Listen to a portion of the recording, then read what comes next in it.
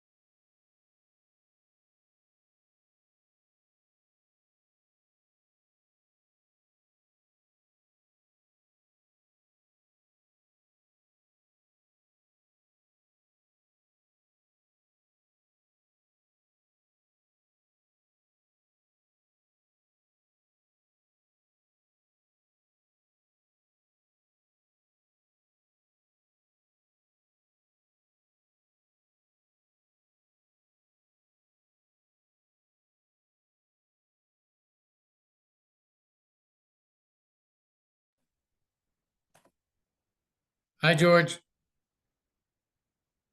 Okay, I think we're up and running. Okay, so now before Hold on, I'm gonna make you close before I open it up. What do I do? Hit participants? Hit that? You should, or why is it not? Hi, Regine. Hi, how are you? Good. How are you doing? Good. You know your name is spelled wrong on here. Oh, crud. Hang on. You know what I did? I was typing into it was how I registered. How can I change that? Let's Don't worry about this see. point. You should. Well, no, I want to. I don't Okay. want to do this. That's bad. And Mm. see on my profile, it's correct. Can you? Shoot. Crap. I can't believe I did that. Wait, rename. There we go. There. Can you ask to be a co-host? Can you ask to be a co-host? How do I do that? You and I are both like, what are we doing? Let's see. I think you might. Wait. You might. Sherry. Okay, here we go. Send request. There it is. There we go. So now he is co-host, and he should be able to. All right, Yeah. now what I do, open it up. Yes, so now you can Okay, admit. no. So now you can admit all. What do I do admit? I'm sorry. Just go through and admit them. Oh, I have to admit them one at a time? Mhm. It's gonna be You 100. can't select all.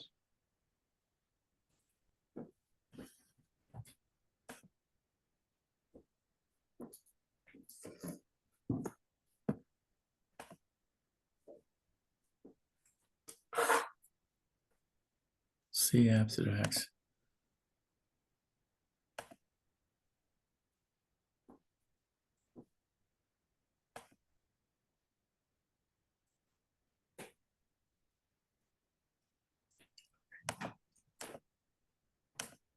I'm going to admit them, George. Okay. Trying. I'm sure I have to do one at a time, but Hi, everyone. As you're coming in, we are getting everybody admitted, which takes a moment, but Patrick's rocking and rolling on that.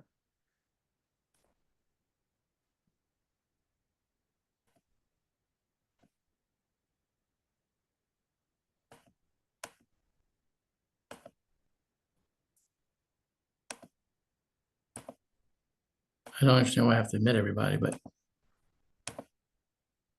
something I did wrong this time, I guess, compared to last time.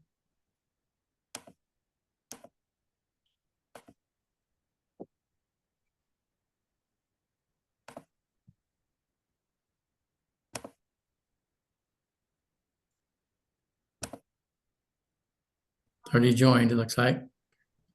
Okay. Is that everybody so far? Looks like there's 9 more in the waiting room. I'm admitting them. Okay. I assume I'm admitting them. I don't know why this is going one at a time like this, but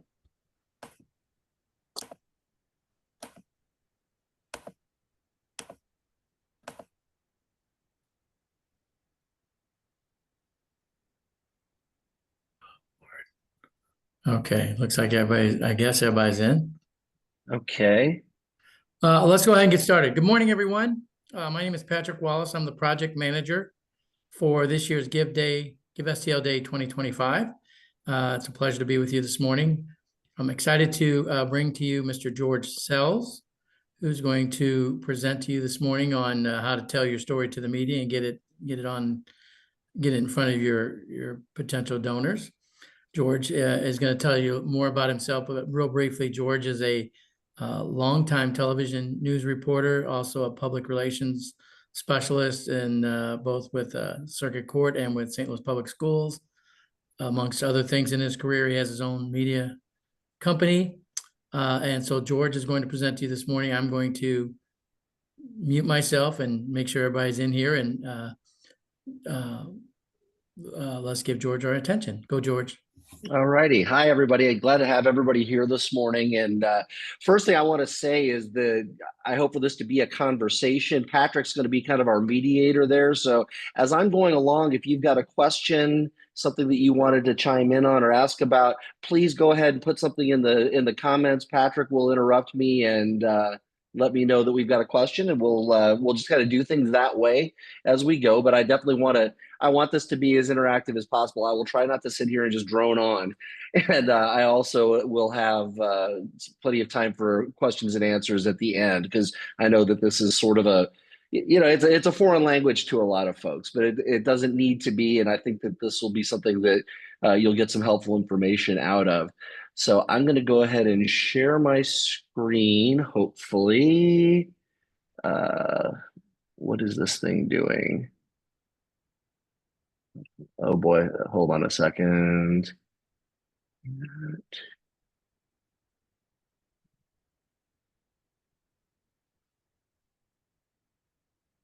Okay. Well, this is fun. It's giving me my computer is trying to not let me share this. Hey, Patrick, do you have, let me see, share, open system setting. Folks, forgive me in a second. This is something that I have not dealt with before. Let's see, Zoom. Let's try this.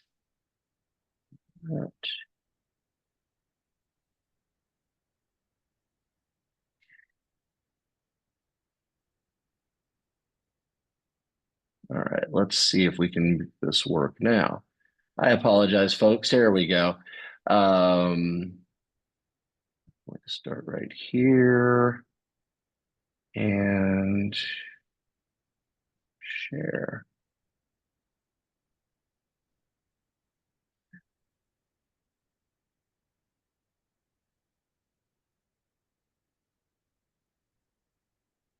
Okay, there we go. Finally, sorry about that. So we are on getting the media to tell your story, tips on getting past the gatekeepers.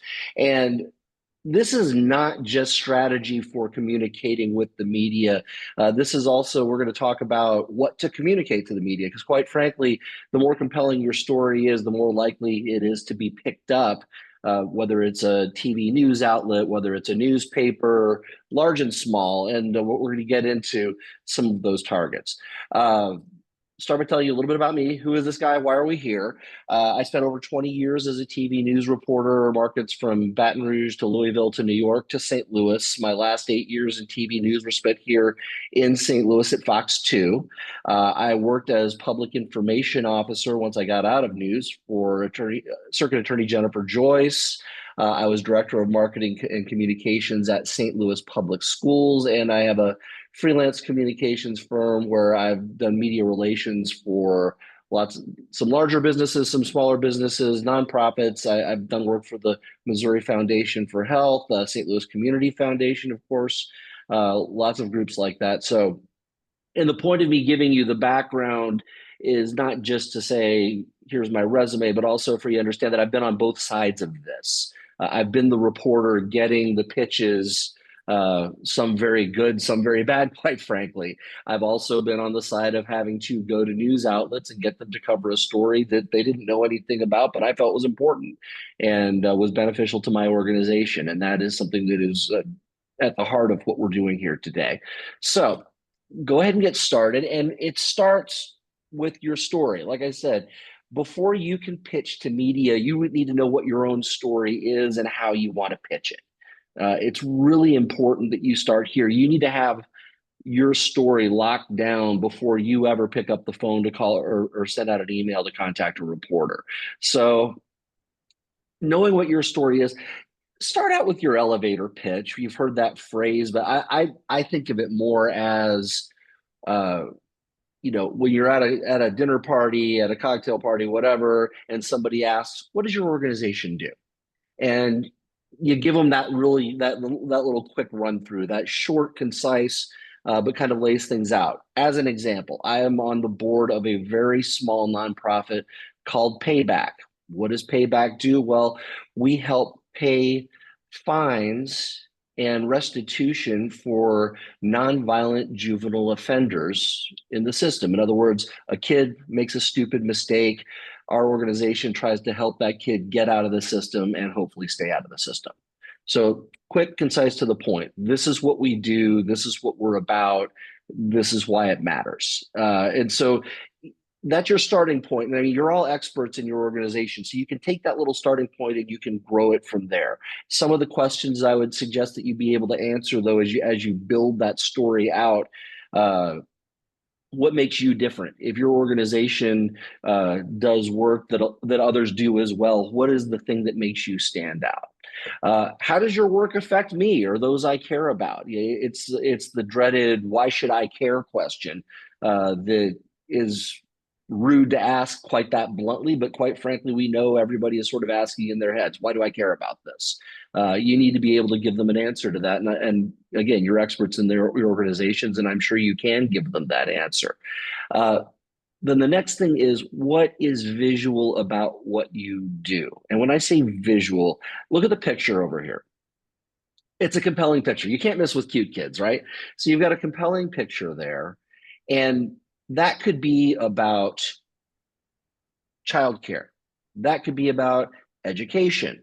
That could be about children's health. That could be about environmentalism. It could be about, an organization that cares for forests. Any number of things that picture could be about. But what we know about that picture is it's compelling. It draws you in.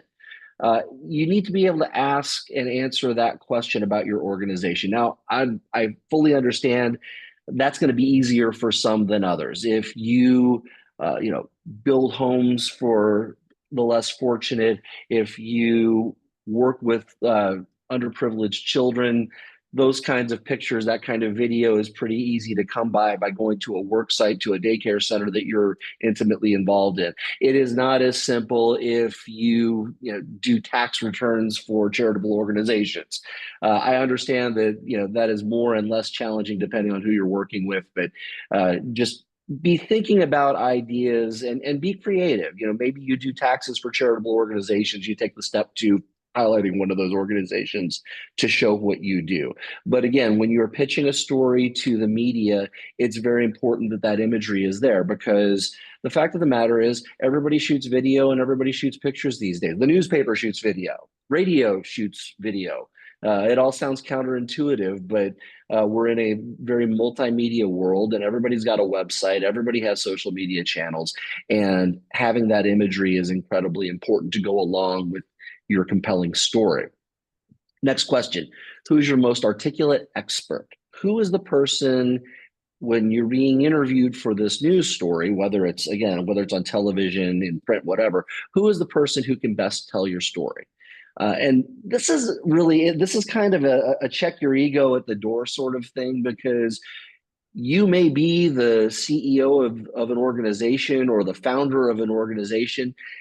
Not everybody's a great public speaker. If it's not your thing, that's okay.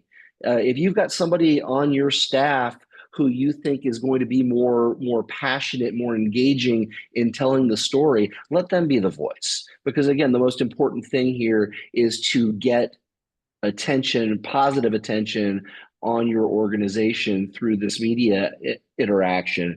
And, so just look for the person who tells the story that's best. And if it's not you, that's okay. And then the same question about who is your most articulate beneficiary. Who have you helped?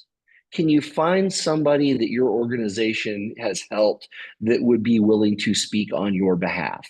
Again, this is simpler with some groups than with others. I mean, there are some nonprofits that are involved in sensitive things, women who've suffered abuse, that sort of thing, where you've got privacy issues that you have to work with. But again, be creative, but if you can find that person who you've made a difference in their life, there is nothing more effective in telling your story than that person whose life is better because of you. That's the kind of thing that will draw people to your organization, and that's the kind of thing that will make reporters want to tell your story.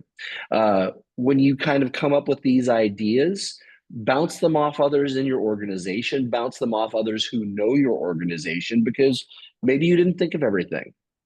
It's amazing how, the more heads in the room, the more ideas you'll get. So be sure to bounce them off of a few folks and make it something where everybody is kind of working together on it. So you've got all this information. And the next question is, what do I do with all this stuff? And so I always start with a one sheet. Put together a one sheet, and I emphasize one sheet. You want to keep these things brief. I'm going to very quick aside. I am convinced that 85 to 95% of all reporters suffer from adult ADD, and they'll get through 2 paragraphs and something shiny will bling off on the side and they'll lose track. So you try to get, if you can keep it to one page, make it compelling, get their attention, tell what you need to tell, and then they can move on from there. But you want the basics and use that story information to kind of frame what you're putting on that one sheet. Make sure you've got accurate contact information for yourself or your communications contact. Whoever they need to be able to reach, you need to have an email that gets checked every day and a phone number that works. First and foremost, you will hear me say this over and over throughout this presentation, but it is eminently important that you make it easy for somebody trying to cover your story. And the first thing about making it easy is don't make them have to call you 15 times. They need to be able to reach you. This one sheet is something that you can just kind of have ready. You can use it to guide you when you get into putting together any kind of a press release or information about yourself. But you've also just throw it on your desktop, and somebody says, "Hey, can you tell me a little bit about your organization?" You've got something you can just drag right on there and send. So you've got something that's prepared, that you like, that's ready to go. So it can come in handy in a lot of places. And again, you use it as the foundation for other communications that you put together. When you send out a release, when you put out a query to the media, when you ask for coverage, be certain that whoever you are going to have to be interviewed, whatever the video opportunities are, be sure that you're ready to go and everybody and everything is available that day. Journalists work on a notoriously short time frame. If I get an email from you at 10 o'clock this morning and I don't have a story idea to walk into my 10:30 editorial meeting with, I might just call you right then and there. You might have barely hit send on the email, and I might be calling you asking what time you can do this. And if you say next Thursday, I'm moving on to something else, and you may never hear from me again. So just be prepared. Be prepared to go. If you send it out, be prepared to go in the next hour. It may not happen. It'd be nice if it did, but you've got to be ready for that. Also, when you're working with the folks who are going to do the interview, play reporter with them. And I know most people here are not reporters or former reporters, but have a conversation with them. Ask them questions you think a reporter might ask about the organization.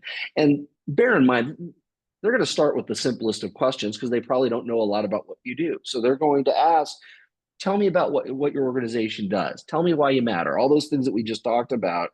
If you ask some of those questions with the person who's going to be doing the interviews beforehand, maybe you notice, hey, be sure to mention this. Hey, talk about that. Maybe we're going a little bit too long on this one. You can kind of tweak some of the questions that are being asked and answered. So how are we doing so far? I'm about to switch to the next slide, but Patrick, I have got my screen on share, and so I'm not able to see the chat right now. So is there anything are there any questions? Is there anything so far? No questions so far, just someone laughing out loud at I think your line about the reporters having ADD. I'm right there with them. I'm not gonna lie. Heidi just said it's very helpful what you said, so I think they're all intently paying attention, George. Okay, I will just keep on going then. Oh, George, someone asked, how do we find the right contacts in newsrooms? I think we're going to get to that. Yeah, I'm going to cover that here in just a few minutes because that's a great question, and that's one of the big challenges. So, I'm going to get to that in a moment. Let's talk about the pitch first. Everybody likes to do a press release, a news release, and that is helpful sometimes. So let's just talk about how you go about doing that. And the first thing you need to be cognizant of is you're going to do them a little bit differently for a broadcast outlet as opposed to for a print outlet because they have different needs. And quite frankly, like if you type up a quote from your CEO and you put it in there and you spend all your time, laboring over that, television reporter's not going to use it because the television reporter wants to come out and interview the CEO. So don't waste your time with it. Print, a little bit different, but let me run through this a little bit. Broadcast news releases. I'm going to take you back to my first day in journalism school as a freshman in college. Who, what, when, where, and why. That can really, they're all questions that need to be answered. And it really, for a broadcast news release, you can literally do who, colon, in bold, Joe Schmo, CEO of X organization. What? We're having a gathering of our supporters to work on this project. Where? The address. You can do it that simply, and then just give them again your little brief pitch of what your organization is, along with that information if you're trying to get them to go someplace specific at a specific time, and you're in a good spot right there. If it's not a specific event, you can leave it a little more up in the air. But you just, whether you write it in a narrative or whether you write it in bullets, very basically, you want to have that who, what, when, where, and why spelled out for folks. And examples can be under the what section. We know who is. It's person for your organization. What? Come to our shelter where you'll find images of these animals in need that we're helping. Come on down to our job site where our volunteers are building homes today for the homeless. Just again, I'm pulling examples out of the air, but those are the sorts of things that you can put in like that. And what you're doing there is you are telling the journalist what they can expect when they cover the story. You're telling them what their visuals are. You're telling them who they're going to be able to interview. So they're building in their head, okay, I need this story, and this person is giving me this, and this. They know what they've got. They can walk into an editorial meeting and present that, because usually they're going to have to pitch that story. But again, broadcasters don't need the quotes. They're going to get those when they cover the story. Print news release is a little bit different because newspapers, websites do need those quotes for a story that is written. And you can write a release for them in more of a story format. Again, starting out, this is who we are. This is what we're doing. This is why we matter. And then that's where you do write the quote. You do write the quote. It's just, you want to use something and talk to the person who's being quoted about it, unless it's you writing it for yourself, but be thinking about something that supports what makes your organization compelling, something that adds to what has been written there. And do keep in mind that, especially with smaller publications, they might just copy that quote and paste it into a story. So, and I've seen that happen many, many times. So if they do that, you want to get something in there that really gets a message across, a piece of information across that is important to you. So be thinking about, okay, if somebody's writing their own story about this based on the information I've given them and a few things maybe I haven't, what's the quote that I want in there? Because it may turn up in that story verbatim. And I'll say briefly also, with smaller publications, and be thinking about this too, I have more than once had a press release, literally the entire release cut and pasted, and that's the story in the paper. It doesn't happen very often. It definitely won't happen with the Post-Dispatch, but some smaller papers, community papers, newsletters, websites, they might just cut and paste. And so be thinking about that when you write this also. Again, try to keep it as brief as you can, but get everything in there. But again, in those print news releases, keep to those same rules about answering the who, what, when, where, and why, because that's the information that you need in a story. And again, keep those news releases to one page if at all possible.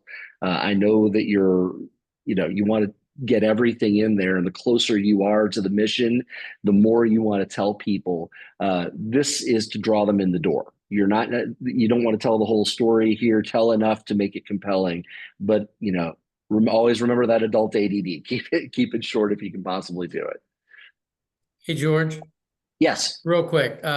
Frank Bell asked if you have a press release template to share, or maybe perhaps somewhere they can go to find one. And then also, great question. Stephanie asked about op-eds. What are the best practices for success? Gotcha. Frank, on the template, I do not have one, but here's what I'm going to do. We're going to be sending, I think we've got all your emails. We're going to send the slides to everyone when we're done here today. I will dig up a couple of old press releases and get those to Patrick to send those out to everyone along with those slides. So just you've got something to look at. But I'll find a couple of things that maybe illustrate what we're talking about here. Templates are tough because everybody's got a different story to tell, but I can at least give you what the breakdown looks like and what that might look like. And then as far as the other question, which Op-eds. Patrick, op-eds, it's one of those things that, and stay with me a little bit further. I'm going to be talking about in this next slide about being timely and becoming a news junkie. What you need to do is find out who the editorial director, the head of the editorial page is for a publication.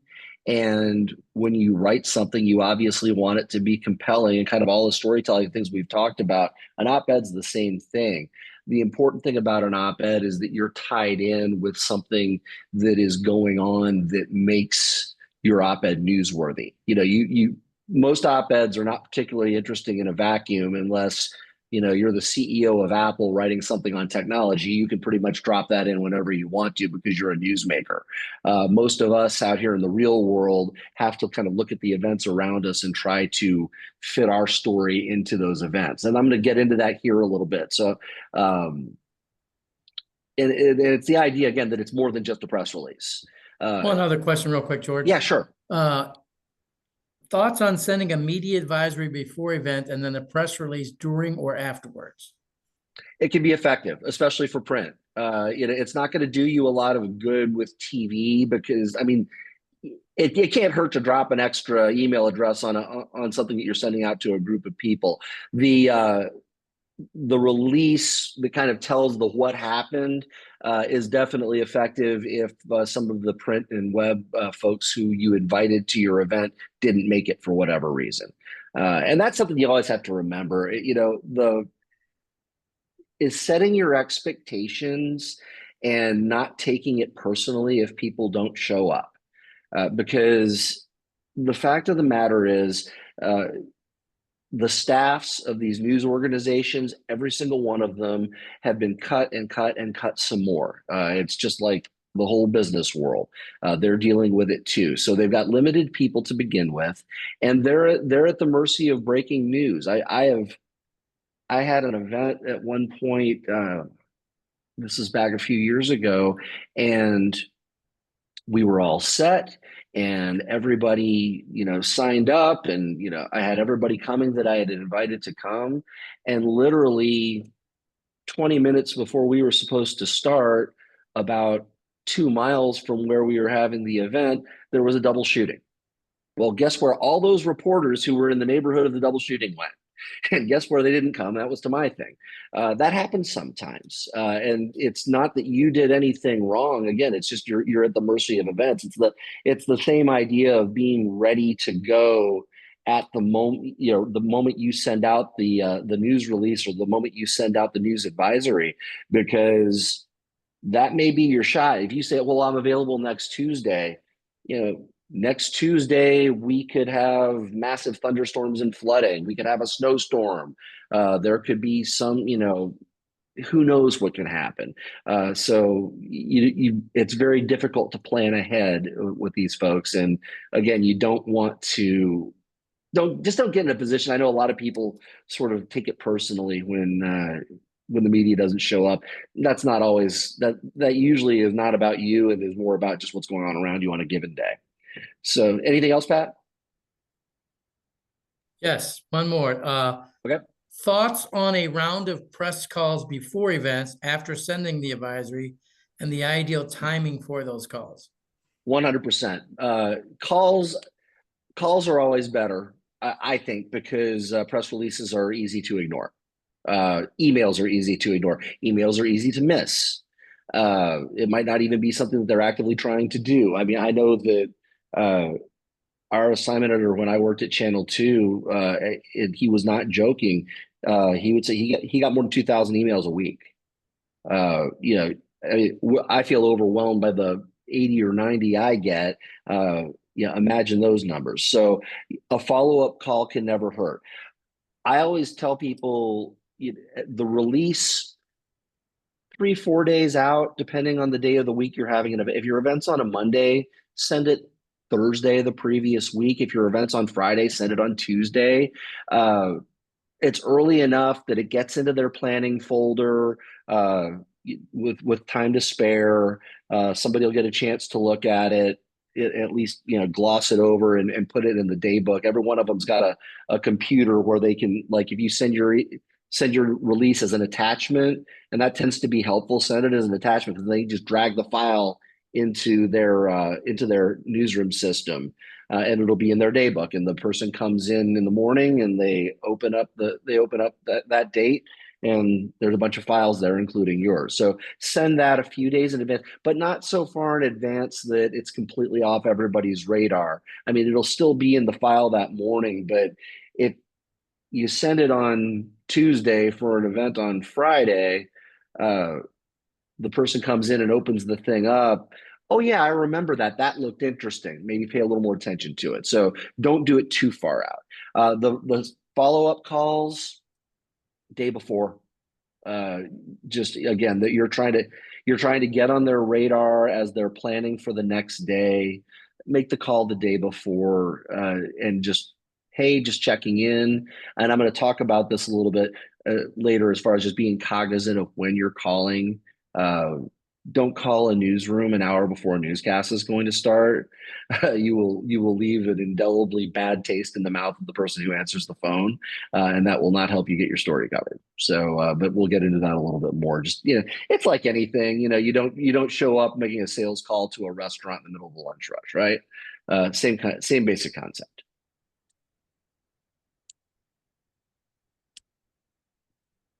Anything more, Pat, or shall I go on? I just saw one more. Okay. What do you do if the media is chronically unresponsive? Says, I run an animal rights and vegan advocacy organization, and the media has never once covered any of our events except one, and they never respond to emails and press releases. They completely ignore us, minus that one opportunity, even though we do a number of newsworthy things. You got to just be persistent, and maybe think a little bit more about why did my screen sharing pause? Give me 1 second here. Are you guys still there? We are. You've got to be persistent. And maybe, and I'm going to get into some more about like breaking through those barriers here in a moment, but maybe consider changing how you're doing things. If the emails aren't working, question number one is email the right format with the people that you're trying to reach? Question number two, are you reaching out to the right people inside that organization? Question number three, are you telling your story well enough? There are a lot of reasons. And again, sometimes it's just catching the right person on the right day in the right context. And I can't tell you always what that's going to be, but you're giving me a segue into this next slide because the context matters.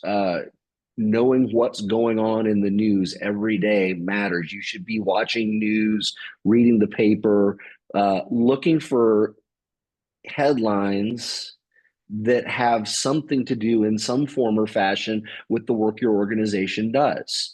And those opportunities may be few and far between, but they do come up. As an example, I assume many of you out there receive federal grants. You're newsworthy right now. I mean, with all the uncertainty about what's going on in the federal government, you are newsworthy right now. So do you reach out to an organization or to a reporter and say, hey, with all this craziness in government, my organization's helping all these people by doing X. We rely on federal grants for a percent, half of our funding, say, and I'm making this up. And we don't know what's going to happen. And, that's to a reporter trying to do a timely story that ties in with the day's news. That's a great pitch. You're telling me that, I've got an organization who helps people. You can provide me somebody who works hard at doing that work every day. You can provide me with a person whose life they have changed with the work they do. And they can talk about the fact that this might all go away because of what's going on in Washington right now. That's a compelling news story. And that is a story that will get covered. So that's just one example.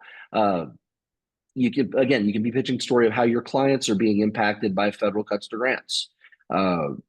If you have clients who rely on Medicaid, there's a lot of talk about Medicaid being cut. Again, the uncertainty of it. There is an emotional piece to uncertainty that it speaks to storytelling. I don't, and I'm not saying that you should be like, oh, great, there's uncertainty, this will be a great story.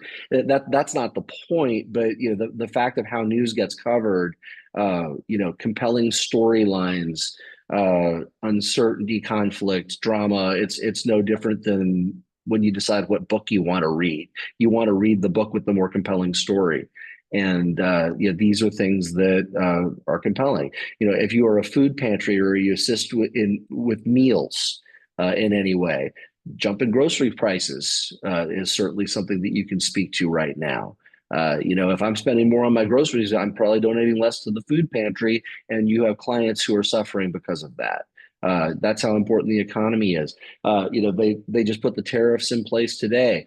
Cars are going to cost more, as one example. So, if you're an organization that provides transportation for people for any given reason, the vehicle repair costs may go up. That's going to impact you. That's going to impact the people you help. And that could be an indirect result of the tariffs that are being imposed today. That's a call you can make. That's a pitch you can make. I don't know if anybody works with the Missouri Conservation Department. Article in the paper yesterday about they're undergoing a massive cyber attack. Is there something there that is a part of the story for you? So, and again, you can find things in the headlines just about every day. So just be paying attention to the news and try to look at news stories through the lens of what you do and if you or the people that you work with and for are impacted by it, because that can be your next pitch to the media. STL Gives Day, what we're all here, getting ready for, is also something that gets news coverage every year. Get out in front of that, find an angle on that where you can get something out there. These are all ways that you can share a compelling story with a newsroom. And let's see here. I am currently working to change slides and my computer is locked up. So, all right, this is interesting. While you Hey, work on that, Patrick, well, George, yeah. best practices for release headlines, word count, info to include, etc. I mean, you want it to be something that draws them in. I notoriously have trouble with I don't know what's going on here. My computer's completely locking up. I am notorious for being that guy who wants to write a long news release. I can't help myself, or not a long news release, a long headline. Can't help myself sometimes. It just sort of is what it is, if you will. I'm sorry, I'm still fighting with this thing. But make it compelling, make it something that will draw people in. It's a tease. You know what a tease is, plane,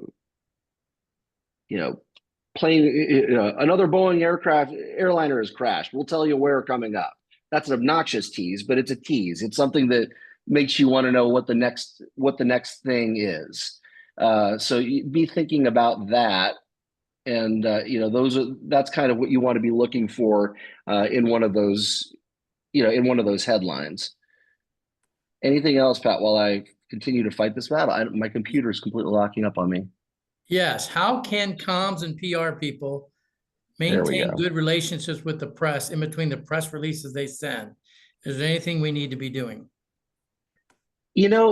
That is obvious. It's a great question. And it is something that is frankly different with every person that you deal with. You're going to click with some people more than others. It's no different than making a new friend. The person that you really click with, hey, can we grab a coffee sometime? Can we grab a beer sometime? You socialize a little bit, get to know somebody. That's an option. Uh, you know, dropping the occasional email with some kind of a story idea tied to the day's events. Don't overdo it. Don't set an automatic message to hit them weekly or anything like that, but just keep yourself top of mind. It's a great question. It's an art more than a science.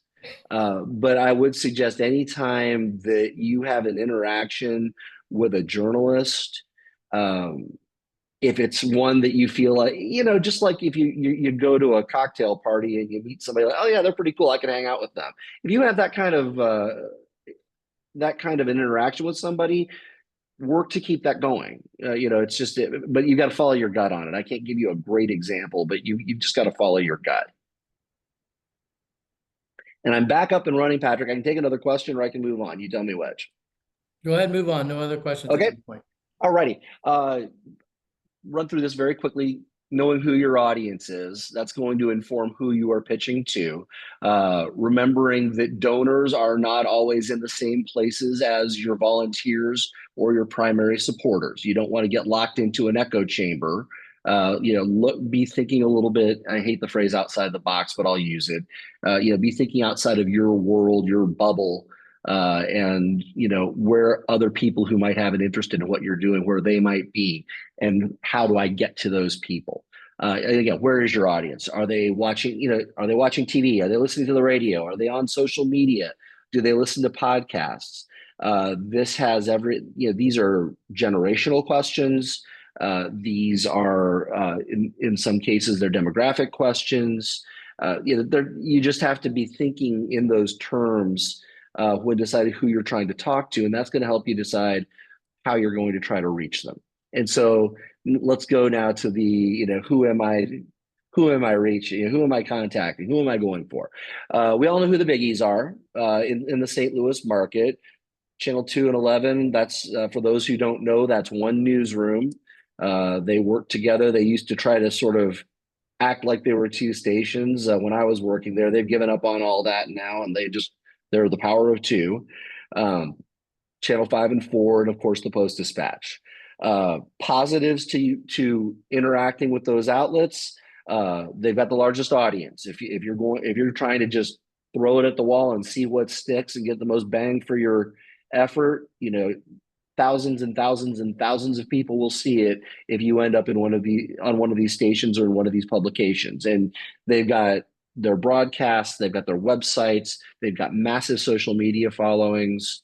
Channel 2's Facebook page has got over 1 million followers, if I'm not mistaken. It's huge. So that's great. And it's got the most cachet. It's like, oh, hey, I saw you on Channel 5. That's kind of cool. It's a good conversation starter, and you're going to get out there. But there are the negatives to working with these are they're the toughest ones to crack. Speaking to the question earlier about how do you get through to the right person, maintaining relationships, all that sort of thing. They're the toughest ones to crack, and they're the most difficult if you're wanting to focus on a specific demographic or a specific group of any sort. If you work with a highly concentrated group of people, if you're, there's a zillion different things, but people who are interested first and foremost in somebody spoke earlier about having a vegan organization. Okay, if you're trying to reach the vegan community and that is who you're trying to speak to, and I'm just using this as an example, and I know you do more than that, I'm just trying to come up with something off the top of my head.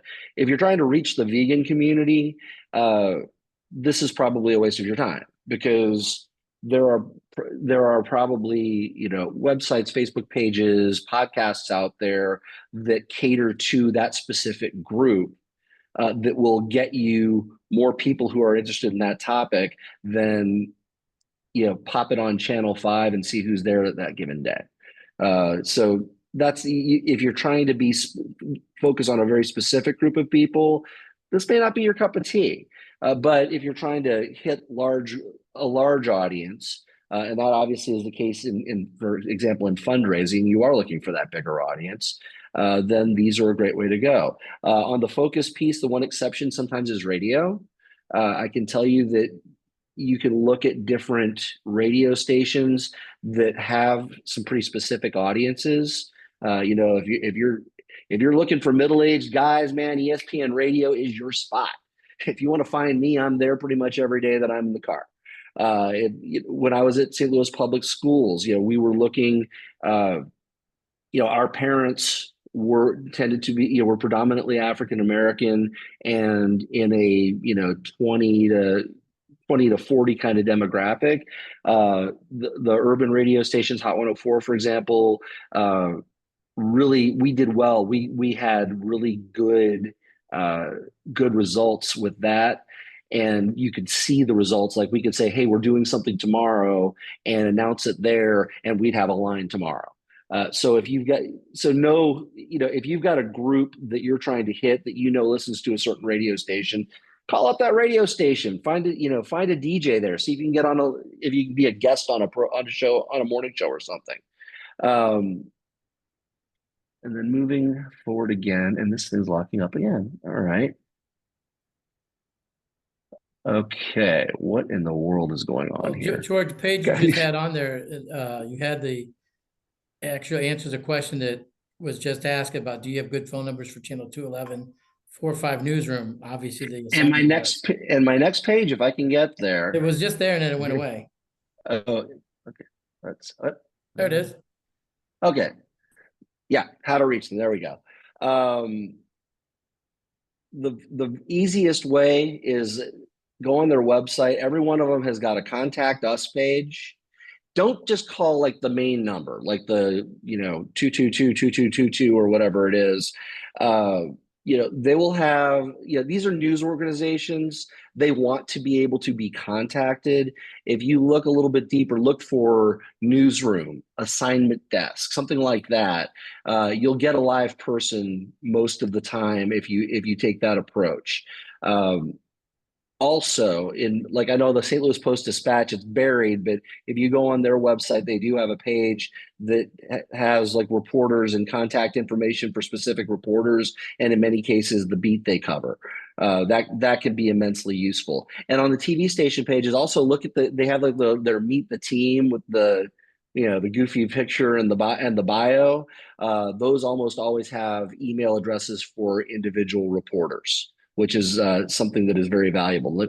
I'll get to that. Again, looking for the assignment desk, these are the true gatekeepers. The assignment desk is, by definition, they're the ones who say, this reporter's covering this reporter's covering that, and so forth. So if you can get through to them and you can have a conversation with them or get their attention in some way, you've got a pretty good chance of getting the story assigned. I like the individual reporter approach, and here's why. Every reporter at every television and radio station and newspaper has to walk into an editorial meeting at the beginning of their shift. And every TV station I ever worked for, and I worked for a few of them, I was required to walk in there with at least 2 story ideas that I can turn today. And on a slow news day in particular, those story ideas, a lot of them end up making the news. And as a reporter, a young reporter who, has a baby at home and the kid was up all night and they didn't sleep and he had to run some errands before he came in and this and that and the other, and comes tearing into the office 5 minutes before the meeting and, oh crap, what story idea am I going to have? Oh yeah, I got this email from this nonprofit. This could be kind of cool. Let's see about this. When I was a reporter, I would, on days that I was a little bit stuck, I would scour my email for stuff like that. And whenever I got one, if it was something I thought was a good idea and it was a little bit evergreen, meaning I could do it today, I could do it next week, I kept a little folder in my emails of those kinds of story pitches, and I would literally just go through and say, and I would start calling people, hey, you sent me this email last week. Any chance you could do this today? Um, that is something that can be very valuable. And again, all those reporters' email addresses are in there. In many cases, their phone numbers are in there. Sometimes they'll email you back, and you'll get a phone number that way. And I would suggest also start keeping keep them all in your Rolodex. Don't forget to put the email address. If you get a cell phone number, put that in your contacts on your phone. Keep a spreadsheet even Did who you you've just sent say stuff to. Rolodex? I know I'm old, but your contacts, your iPhone contacts. But yeah, keep track of that. And keep track of who you've contacted to the point of the person saying that they've reached out to people several times. If you can go back and look at everybody that, if you reached out to the same couple of people every time, you got nothing from them, it's time to move on to somebody else. Maybe somebody else in the same building. Producers are another one. Newscast producers and television stations. They've got a say in the content that goes in their shows, but particularly, and this is another really good one, morning show producers. Channel 2 goes on the air at 4 o'clock in the morning, excuse me, and they don't go off until 10. Now you do that math. That is 6 hours, 5 days a week. They also have Saturday and Sunday morning shows, not quite as long, but that is a lot of content, a lot of space that they have to fill. And if you call them up and you can offer them up a great guest who's willing to get up at 6, and be in Maryland Heights at 6 o'clock in the morning to sit on the set and chit chat with John Pertzborn for a few minutes, you've got a chance. You've got a chance of making that happen. So figuring out who those producers are, and sometimes you can just call up the assignment desk and say, who's your morning show producer, or who books guests for your morning show? Why don't you drop them an email? They'll give you an email address. They'll give you a name and a contact. So that's another thing to be thinking about. The morning shows are a great way in, and you can really hit pay dirt with that, because they might have a 4-minute guest segment on there. You might get a lot more time than you would get if you got into a newscast that way, and a lot more eyeballs too. So that's a really good one to keep in mind. Keep those emails and phone numbers. We talked earlier about send the email, following up with the phone call. Excellent idea. Doing both. You can't miss. You can't over communicate. Short of calling them on their cell phone 5 times a day until they bend to your will, but that does not always get you where you want to go. But persistence is good. These are busy people. Social media, make comments on their pages. If you see a story on Channel 4's Facebook page and it relates to what you do, go into the comments and say, hey, my organization does this. This really is something that's helping to solve this problem. They've got web producers who sit there and scour through everything that they get on social media. And if you give them another story idea, they may well come looking for you. So take advantage of that. Finally, leverage relationships. If you've got a friend of a friend who is a TV producer or an AP or get your friend to introduce you to the friend. Get a cell number. Do an introductory email, something like that. But anybody in your life who knows somebody who's in the news business, see if they can't help you. I mean, and even if they introduce you to a advertising salesperson at Channel 5 or the Post Dispatch, that advertising salesperson may be able to say, yeah, this is the person they need to talk to, and move you over that way. So that's another way that you can kind of work in that's a little, outside the norms, so to speak. So, but we talked about the big places. Smaller could be bigger is the headline on this slide. Depending on what you do, a smaller outlet can be much more effective. Again, I talked earlier about you can find different things, whether it's websites, community papers, things like that, that have a better focus on your target audience. It's also easier to get a hold of a decision maker. The St. Louis American has a staff of like 5 people. Alvin Reed's the editor of the St. Louis American. You can usually call the St. Louis American and ask for Alvin. Alvin might just answer the phone. So that's the beauty of a smaller organization. again, is there a community newspaper, a magazine, a trade publication, somebody who speaks to the audience that you are trying to reach? These are organizations that they're looking for content. They're trying to do more with less. They're doing it on a shoestring. They've got 4 or 5 people trying to fill a weekly publication sometimes.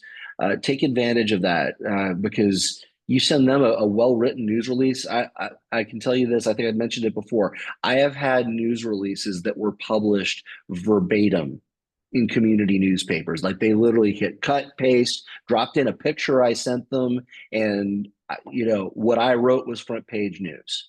Now, if you can get that, and it can happen sometimes, maybe not on the front page, but depending on where you put it, that again, you have now controlled your message completely. It's better than buying an ad. Because you just got it for free. You got more information put out, and you got it to an audience you're trying to reach. Podcasts. Everybody and their brother's got a podcast. My dog is thinking of starting a podcast next week. He just doesn't speak English, so we'll have to figure that out. But they're all over the place. Look for people, and a lot of them have good audiences. They may not be like 1 million people, but we don't all have to get on smart lists. If there's a podcast that talks specifically about the work that your organization does, or something that's tied to the work that your organization does, and they've got a subscriber list of 2,000 people, that's valuable to you. Call the person up. Hey, you want a guest? They're always looking for guests. And then you sit there and you get to oftentimes spend 30 minutes, even an hour, talking about what you love doing and how you get to help people. And you've got an audience that is interested in what you've got to say and wants to engage with you. That's a great place to look. Anytime you hear of a podcast, Google it. Hey, are there podcasts in this realm that I've never heard of before? Might also find some interesting listening. You can learn some things there as well. Anything in this market, anything that's tied to culture, education, the arts. HECTV is higher education channel television, but they've branched out well beyond that. They're funded by St. Louis County. They do some very nice work. They win a lot of Emmy Awards every year. And they'll do a great story. They'll put it on their website. You get the link. You put it on all your social media. Put it on your website. It's a great way to sometimes to get a profile of what you do. They're easy to reach out to. Go to their website. They're always looking for ideas. They use lots of freelancers, so they're always divvying out story ideas to folks. STL TV is kind of that version in the city. They do more like live programming stuff, but again, it's a smaller audience, but you might be able to get to more people. If you're a nonprofit that's work is focused inside the city of St. Louis, that's a good place for you to be, because this is city focused programming. And again, I said before, looking for trade publications, newsletters, anything that talks about the topics that your organization works in. This is all really good stuff that you can try to approach. Last few thoughts, and then we'll get to questions. First off, remember that your goal is to make your story really easy to cover.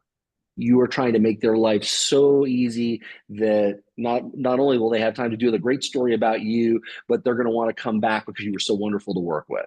If you make a pitch, again, be sure to have everything that you need that day available. The day that you make it, the day after, if the story is not tied to a specific event. You need to be flexible too, because like I said, I kept that file of emails with possible story ideas. You might have emailed me on the 12th, and I might need a story on the 20th, and go back in there and find your email. Can you scratch together the people you need to get that story together? And again, it's the visual opportunities, it's the interviews, all that stuff, trying to get that together. When you call, particularly TV stations, but anyone, you got to be cognizant of their deadlines. Call when they're not going to be as busy. If they've got a 4:00 newscast, don't call them at 3. If they've got a 10:00 newscast, don't call them at 9. You need to be now. Sometimes, I mean, there's so many news, like Channel 2's got so many newscasts. They got something on all day long, pretty much. But they're their big busy times are during their morning show, and then the lead up to the 5 through 6:30 block, and then the lead up to the 9 through 10:30 block. So if you want to call them in the evening, 7-ish. If you want to call during the day, about 9:30 in the morning is a good time. Try to catch them before an editorial meeting. Mid-afternoon, the afternoon meetings tend to start like 2 or 2:30. If you catch them before those editorial meetings, that's another good time. You're fresh on somebody's mind who's about to walk into a meeting to decide what they're going to cover that day. So, but again, don't call on a busy news day at 9:45 in the evening and expect to get a warm reception. So that's really important. Oh, also, you can back time work hours. If you see a reporter on the 10 o'clock news every night, that reporter probably comes to work around 1:30, something like that. So there's your time to be on the top of their email box, and you can figure that out with any time of day. And even like late at night, they've got producers who come in. The first morning show producers show up at 11:30 the night before. So if you're a night owl, call it midnight. Somebody will answer the phone and may not even be all that busy, and you might really get an opportunity to pitch what you want to pitch your stuff there. So just be thinking about that too. And then if you can have, this goes to the ease of use. When somebody decides they're going to cover a story about you, if you can have your interview subjects, the visual opportunity, have all of that in the same place where they don't have to travel. Again, you're making their life very easy, and that is something that is, got a lot of benefits for you. If first and foremost, they're going to be able to get the story shot and reported pretty quickly, comparatively, because they don't have to drive from interview A to video opportunity to interview B. A lot of stations are using what they call backpack journalists now.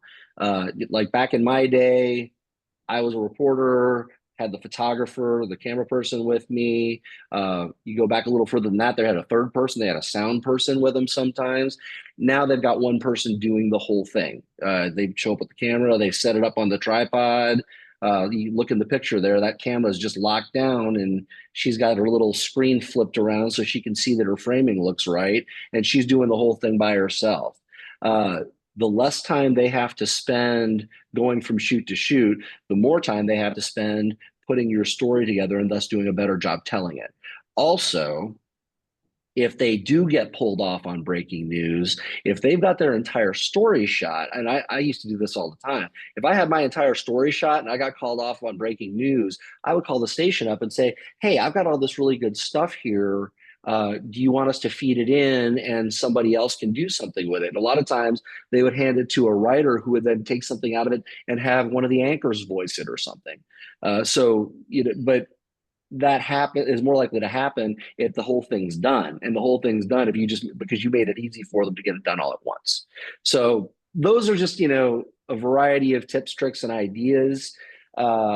We're at 11 o'clock. I won't be offended if people, I know we booked this for an hour. I've got a few more minutes though, and I swore that I was going to give some time for Q&A. So let's go ahead and go to that. And anything you got. Patrick, if you can be the moderator. Yes, sir. All right, real quick. Someone asked, they said, is HEC still active? They haven't seen anything post lately. So they are. I got an email from them a couple of weeks ago, just like they're, with some of the different stuff they're doing. So they're still around.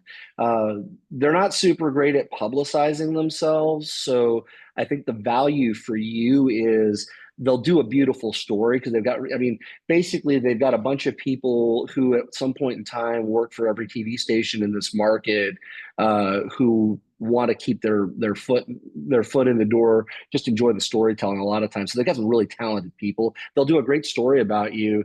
It may not get out far and wide, but worst case scenario, you've got a link that you can have on your website. You can send out into emails, social media, all those things.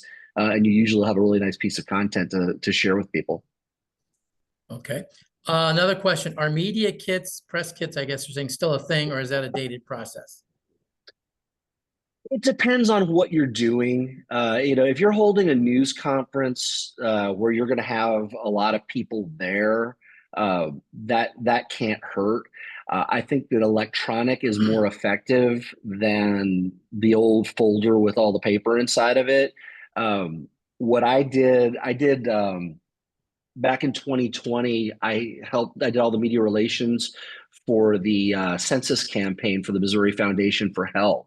And I got a really good response by getting some B-roll of, just census video stuff, and did a couple of interviews, cut them up into sound bites, and had all that material, and then fact sheets, of course. FAQs are great, that kind of stuff. I had all that material available in a media section on the website.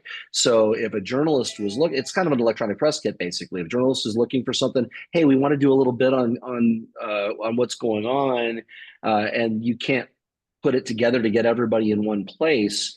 Hey, go to our website. If you go to this page, there's B-roll, there's sound, there's quotes, there's everything that you could possibly need to sort of be a part of a story you're working on. Okay, a couple more real quick. One is on the personal level. If you might just give folks your email address. There's a couple of people asking if you are able to do more consulting work for other organizations or nonprofits other than the ones you already serve, and if so, what are your rates like? We won't do that on live on here, but there's George's phone number and his email address for those of you who are interested in maybe contacting him further about any of that information. Let's go on and see what's I know there's another question about here. Go down. Oh my goodness. Okay. It says if one station, now my computer's acting up. It says if one station already covered an event, is it worth following up with other stations? I can't get the chat to go down here right now. It can't hurt.